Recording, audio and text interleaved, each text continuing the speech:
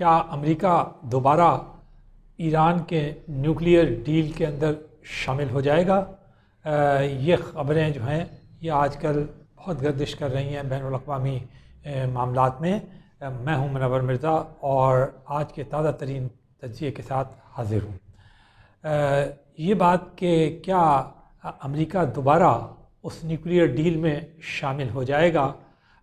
جو ایران کے ساتھ 2015 کی جولائی میں کیا گیا، اور جس میں یورپ کے 3 ممالک جن میں برطانیہ، فرانس، جرمنی شامل تھے اور پورا یورپین اکنامک کمیونٹی ریپرزنٹیٹیو تھا، اس کے علاوہ روس اور چین شامل تھے، اور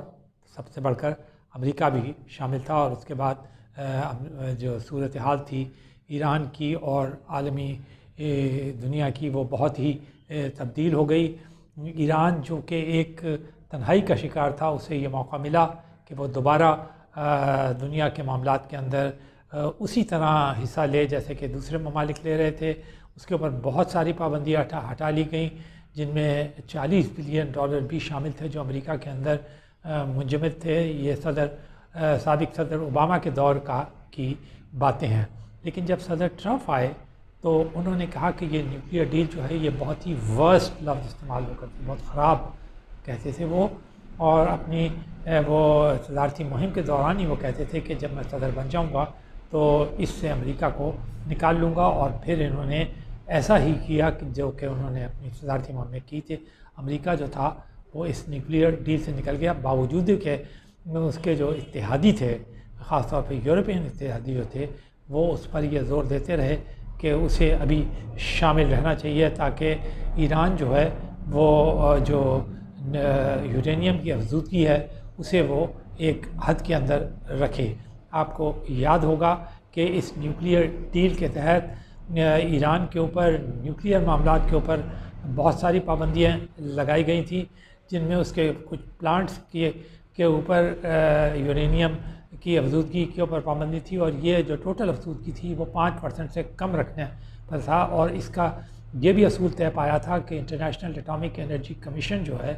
وہ اس کے نمائندے جو ہیں وہ باقاعدہ معائنہ کریں گے ایران کی ان نیوکلیئر فیسلٹیز کا، اور اپنی رپورٹیں پیش کریں گے۔ اور یہ صدر اوباما کے دور میں اسی طرح ہوتا رہا، لیکن بعد میں جب امریکہ اس معاہدے سے نکل گیا تو پھر ایران نے جوابی کارروائی کے طور پر اپنی جو یورینیم افزودگی تھی اس کو بڑھانا شروع کیا، اور خود ان کے صدر نے کہا، پھر جو ان کے سپریم لیڈر ہیں آیت اللہ خامنائی، انہوں نے کہا کہ وہ ایران جو ہے اب پابند نہیں ہے، اور وہ جو ہے وہ نیوکلیئر ڈیل کی پابندیاں نہیں کرے گا، اور یہ انریچمنٹ شروع ہو گئی۔ صدر جو بائیڈن نے اپنی صدارتی مہم میں کہا تھا، اور بعد میں صدر بننے کے بعد بھی انہوں نے یہ عندیہ دیا کہ وہ دوبارہ اس نیوکلیئر ڈیل میں شامل ہو سکتے ہیں۔ تو اس طرح یہ معاملات جو ہیں وہ پھر دوبارہ اسی طرف جا رہے ہیں جس طرف کے سابق صدر اوباما کے دور میں تھے۔ اب کل ہی خبر آئی ہے کہ انٹرنیشنل اٹامک جو ایجنسی ہے اس کے درمیان اور ایران کے درمیان ایک معاہدہ ہوا ہے، جس کے تحت وہ جو پہلے اس نے ایجنسی کے نمائندوں کو روک دیا تھا معائنہ کرنے سے، اب دوبارہ معائنہ کرنے کی رسائی جو ہے انہیں حاصل ہو جائے گی۔ تو ماہرین جو ہیں بین الاقوامی امور کے، وہ اسے ایک اشارہ سمجھتے ہیں کہ وہ دوبارہ امریکہ سے مذاکرات کر کے اور امریکہ کو اس بات کی طرف راغب کرنے کے لیے یہ کام کر رہے ہیں کہ وہ اس نیوکلیئر ڈیل میں شامل ہو جائے، اس لیے کہ ایران کے اوپر جو امریکہ کی طرف سے شدید ترین پابندیاں، خاص طور پہ اکنامک پابندیاں لگائی گئی ہیں، اس نے ایران کی اکانومی کو بڑا شدید نقصان پہنچایا۔ اوپر سے یہ کووڈ-19 آ گیا، اس کی وجہ سے مزید جو معیشت کی تباہ کاری ہوئی، اور لوگ جو تھے وہ بہت ہی شدید طور پہ پریشان ہو گئے۔ تو ایران جس وقت کے جو بائیڈن جیت گئے تھے اس وقت سے لے کر اور ان کی صدارت کے حلف اٹھانے تک اس نے کوئی پھر ایسے اقدامات نہیں کیے جنہیں کہا جائے کہ وہ جوابی کارروائی کر رہا ہے. اس کے بیانات میں بھی نسبتاً نرمی تھی، لیکن وہ ایک بات کا اصرار کرتا تھا جس کے اوپر اب بھی وہ اصرار کر رہا ہے، وہ یہ تھا کہ امریکہ پہلے پابندیاں ہٹائے، اس کے بعد پھر اس کے ساتھ مذاکرات ہوں گے اور وہ نیوکلیئر ڈیل میں شامل ہو. جبکہ امریکہ کا یہ کہنا تھا، خود جو بائیڈن نے یہ بات کہی، ان کے وزیر خارجہ نے یہ بات کہی کہ جب تک کہ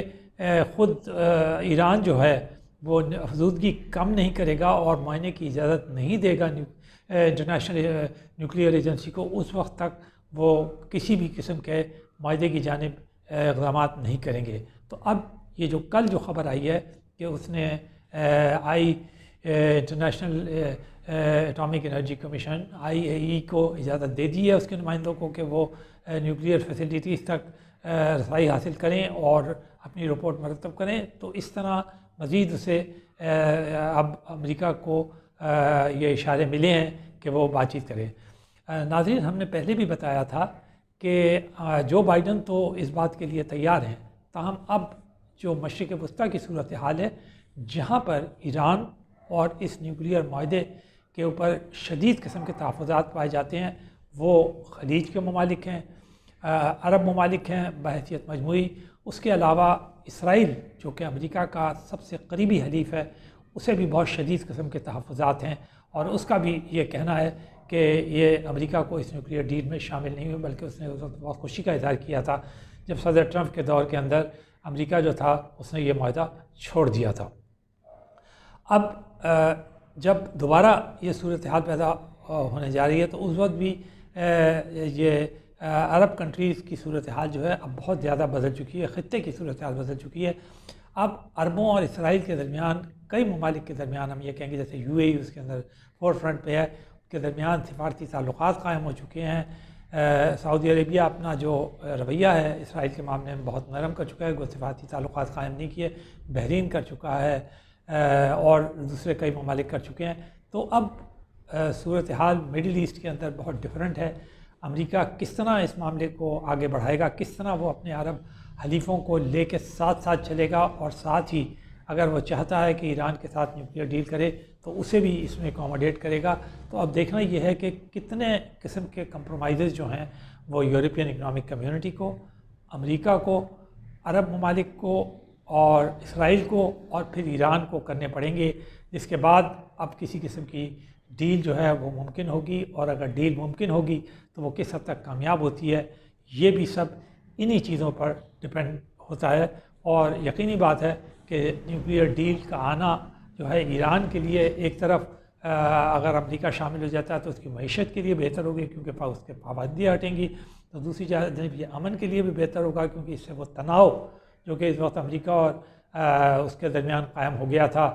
صدر ٹرمپ کے دور میں، وہ کم ہوگا. لیکن ساتھ ہی اگر عرب ممالک سے بھی کوئی وہ ہو جاتا ہے، اعتماد سازی ہو جاتی ہے، تو پھر مزید اوور آل جو صورتحال ہے وہ بہتر ہونا شروع ہو جائے گی.